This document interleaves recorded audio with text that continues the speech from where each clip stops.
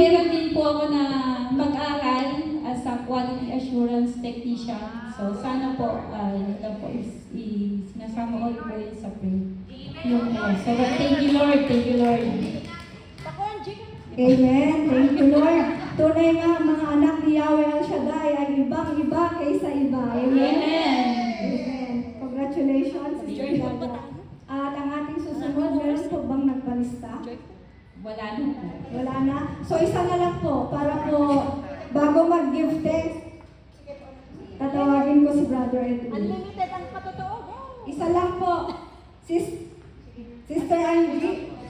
Sister Angie. Mga bapo oras hanggang 6. Ano daw?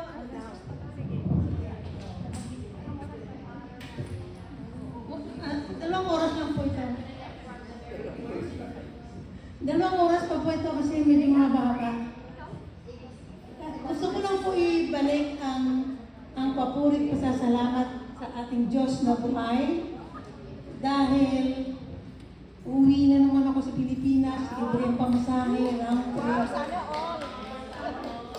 hindi po kasi sa December 1st, ang uwi ko po is November 28. Kasi December 1st is reunion ng mga Tams family.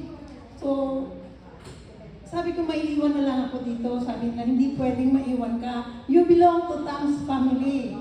So, sabi ko, mabilang ka namin ng ticket at sasama ka. Sabi ko naman, hindi ako pwedeng sumabay ng November 22 kasi sila doktor, ay ang alis nila is November 26 pa.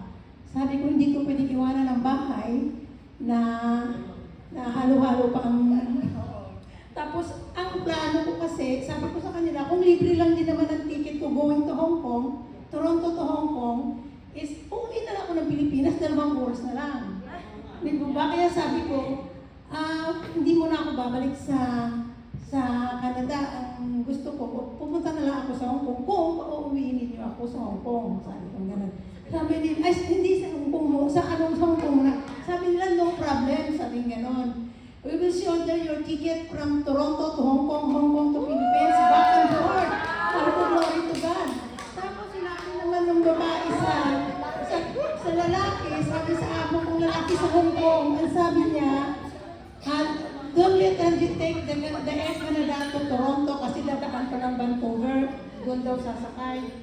Sabi niya ay, ako kukuha ng ticket ni Angie sa Cathay Pacific, Toronto to Hong Kong, and then Hong Kong to Philippines, back and forth. Ako na lang ang magbabayad kasi Cathay Pacific yun. Sabi naman ng isang babae, sabi niya, no, I want to share. Sabi niya gano'n. Sabi ko, sana yung share mo, pocket money na lang.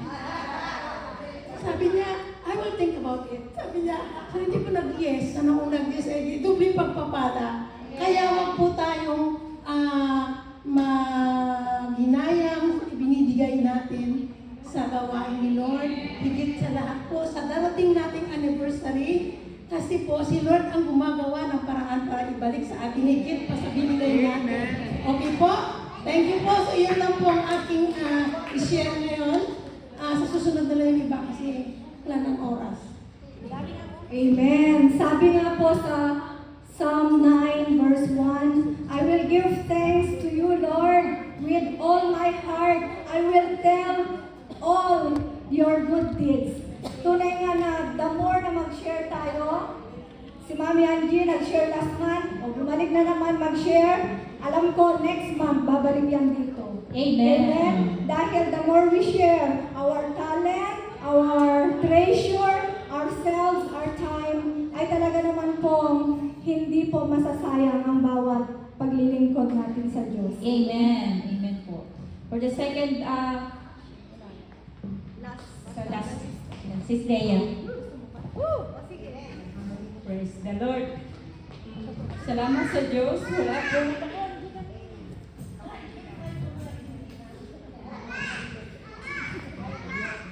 Wala po akong balak. Sumayaw ka. Joy, ako din. Pero pagdating ko po, Ako din. sabi nila walang maglilid ng joy.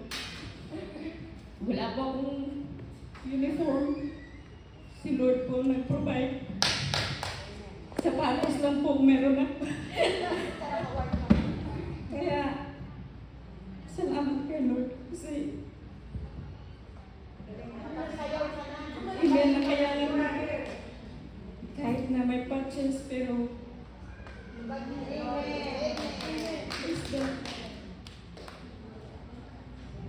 Amen. Yeah, thank you, Sister Leia. Totoo nga po ang kasabihan sa Jeremiah 30, verse 17, "But I will restore you to health and to heal your wounds, declared the Lord." Amen. Thank you, Sister Leia. At ang susunod po, ang ating mga choir. Sabay na kayo. Sister Elaine and Sister Lorraine. Isa-isa. Oo, mamaya, tatayo. Glory to God. God is good. Ay, dala. God is good. And all the time. Pag nandito ko malakas dapat ang sagot. Amen. Sabi ko po sa sarili ko, magpapatotoo ba ako? Kasi, sa mga hindi po nakakalamig, nakikita po ako sa trabaho ko. Kasi po, di ba, nagtatrabaho ko sa factory ng mga lenses, optical lenses. Nagkaroon po ako ng tendonitis last January, tapos pininchikan po ako ng steroid. After 3 months po, after a week, bumalik ako sa trabaho, and then after 3 months, umulit yung tendonitis ko. Ngayon, natigil po uli ako kasi natakot na ako dahil yung paulit-ulit na ginagawa ko sa trabaho. Then, sabi ng kapatid ko sa Pilipinas, anong kinabubuhay mo? Wala nga eh. Dahil kasi, ang kuya mo lang naghahanap buhay. After a week po, ang asawa ko po, ang brother husband ko po, namaga yung ingrown niya. Naoperahan po siya sa ingrown. Kinabukasan po, sumabay po ang kanyang gout. Halos lumakad na po siya ng paluhod sa CR dahil ayaw niya akong gisingin. 1 week rin po siyang walang trabaho. Ang saya namin dalawa. Nagbanding talaga kami for 1 week. Sabi ko po, Lord, wala akong katakot-takot. Nandyan ka. Bakit ako matatakot? 3,000 lang naman yung bayarin namin sa bahay. Tapos magpapasok ka na yung mga bata. Di ba po? Tapos, apply na po ako ng apply. Kasi sabi ko, pinagtapos ako ni Lord. 2 kurso po. PSW at saka Business Administration. Nag-apply ako na nag-apply. Apply ako ng PSW, nag-apply ako. Lord, ikaw na bahala. Kung sino unang sasagot, may 100 huyang na akong binasahan ko ng application ko. Pero hindi pa rin ako natitinag. Di ako nawawala ng pag-asa. Sabi ko, kung yung iba nga, Lord, pinagbibigyan nyo, ako pa ba? Amen. Sa kabutihan palad po, natanggap po ang inyong lingkod sa bilang isang PSW po. Bigla po may tumawag sa akin, tapos yan ang ako yung nangyari. And ang sabi ko po kay Lord, naku, PSW, mag-anniversary kami. Paano yung mga practices namin? Paano yung mga... Kasi busy tayo, di ba po? Lalo-lalo na po ang music ministry. Busy ng ganitong mga panahon. Ang buti talaga ni Lord. Sabi ng kapatid ko dito, ate, ang buti mo. Kasi alam niyo kung bakit po? Lunes ang every other weekend po ang aking pasok. May pasok talaga ang PSW every other weekend. Pero ang oras ko lang po, inaikli lang ni Lord. 5 p.m. to 9:30 p.m. Pasok na pasok. Tinignan ko po yung schedule. Start na po ako ng September 2. Tinignan ko yung schedule. Praise the Lord. Araw ng anniversary po, wala akong pasok. Maraming salamat, Yahweh. Napakabuti niya po sa akin. Napakabuti niya sa ating lahat. Sa lahat po ng lingkod niya. Huwag po tayong magsawa na maglingkod sa kanya kung may time tayo. Oo lang ng oo. Kita niyo naman po, kahit walang boses, kanta pa rin ang kanta, di ba po? Kasi para kay Lord yan eh. Hindi naman para sa iba. Maraming salamat po. Praise God. Glory to God. Amen. Yes, Lord. Yeah. inspirasyon po natin ang ating mga sasanto. Sabi nga po ni Padre Pio na tayo'y pinagpala kung tayo nakakaranas ng crisis. That make us grow. May mga delay man sa ating mga prayers, pero may mensahe pa rin si Lord. Tignan mo nga, nakapagbanding kayo ni Brother Anthony. Diba? Kung work, yan. Ipa-stop muna and then God reserve the best for you. Amen. And second po ay si Sis Lord. Yung sabi kanina, God is good. Itagalog ko naman, ang Diyos ay mabuti. Sa lahat ng panahon. Sa lahat ng panahon, Ang Diyos ay Amen. Gusto ko lang po pasalamatan ang ating Yahweh El Shaddai sa homestay na pinagkalog sa amin for 3 weeks. At kanina, tapos na po yung 3 weeks niya. Umuwi na po ako sa Korea. Sabi ko, paggising ko sa umaga, ang bigat ng dibdib ko. Parang ayaw ko siyang pakawalan. Napamahal po ako dun sa bata. Napakabuti ni Lord. Yun lang po. Amen. Sana bigyan pa kami ni Lord ng ganung kabait. Amen. darating po, Sister Lorraine. Sabi nga, rejoice always, pray continually, give thanks in all circumstances, for this is God's will for you in Christ Jesus. Amen? Kung hindi ka ng council. Last down po, pwede po ba siya? Sister Elsa. Okay po. Oo, ang tanong 6 na. Hindi na pala yung number 2 po ako sa listahan. Kaya sabi ko, wag na. Ba't sila nagmamadali? Ang dami na rin nag-share. Sa share na. Lahat na-share. Gusto ko lang pong i-share kay Lord lahat. Thank you Lord for all the blessings. Overdue po kayo sa pagto. Ang gusto ko pong, thank you Lord, even sa small things. Kasi ang dami kong gustong bilhin na gamit sa bahay. Nakikita ko yun. Sabi ko, ay gusto ko yun Lord. Yung Nagbigay sa akin. Tapos yung sa patio namin, binigyan din ko ng patio set. Hindi nga ako bago, pero yung pa gusto ko. Kaya ako, lang po, Lord, thank you. Even the small thing, maraming salamat. And of course, for everything, for the good health, happiness, and everything, Lord. Thank you. Amen. May Si Sister Aida Salazar. Happy birthday, Nana!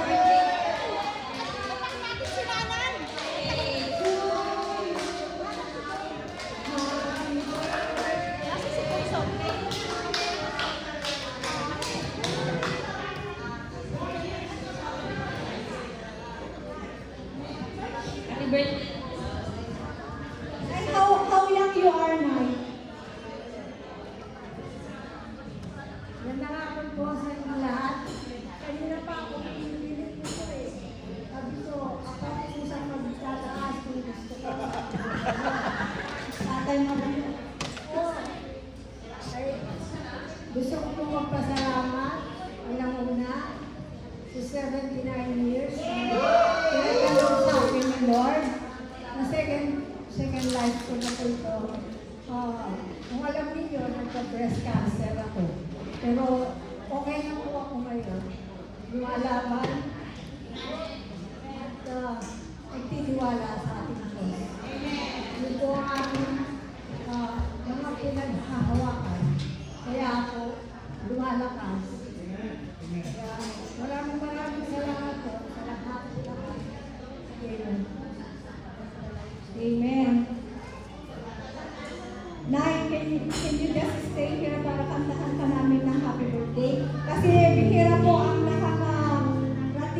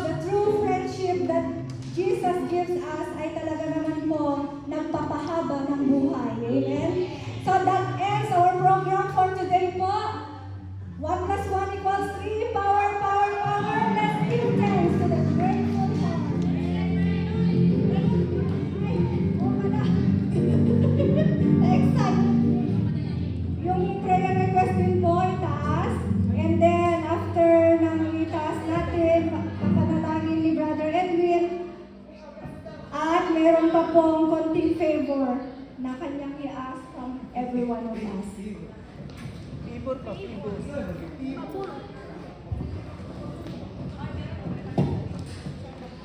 sige po, maupo muna po tayo lahat. Kayo eh. Maupo tayo lahat. Yan, hawakan na mahigpit yung ating mga